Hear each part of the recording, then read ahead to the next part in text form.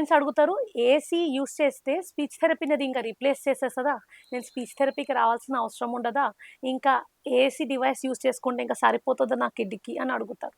So, దీనికి answer ఏంటంటే, it is not speech therapy, but it is one of the tools that we use in speech therapy. Speech థెరపీకొస్తే మీ goal ఏంటి?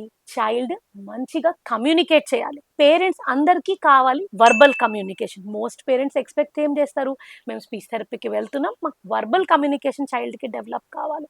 కానీ ఈ develop చేస్తున్న ప్రాసెస్‌లో ఒకవేళ చైల్డ్ నాకు కమ్యూనికేట్ చేయలేకపోతే యాస్ ఎ స్పీచ్ థెరపిస్ట్ మేము ఫెయిల్ అయినట్టు. సో, చైల్డ్‌కి మేము కమ్యూనికేషన్ బిల్డ్ చేయాలి అనుకుంటే ఖచ్చితంగా ఏసీ డివైస్ యూస్ చేసుకుంటా మేము స్పీచ్ థెరపీ కంటిన్యూ చేస్తాం విత్ వేరే different techniques and tools. So అది హెల్ప్ అవుతుంది.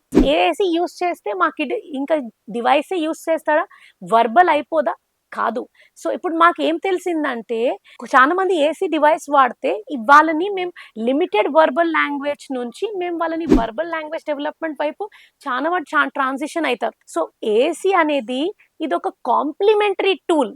ఇది ఒక కాంప్లిమెంటరీ టూల్ లాగా మేము యూస్ చేస్తే చాలా మంది కిడ్స్కి both non verbal and verbal communication అనేది మేము డెవలప్ చేయగలుగుతాం. అండ్ కిడ్ దీనికి స్టిక్ అయిపోదు. సో మీరు అట్లా వరి అయిపోయి ఏసీని తీసుకోకపోవడం అని మాత్రం చేయకండి. అండ్ దీన్ని స్పీచ్ థెరపీ రిప్లేస్ చెయ్యదు. సో మీరు ఒక టూల్ లాగా మనం కమ్యూనికేషన్ డెవలప్ చేయడానికి చైల్డ్కి వాడుకోవచ్చు. బట్ దీన్ని ఒక రీప్లేస్మెంట్ అనేది చూడకండి. Thank you.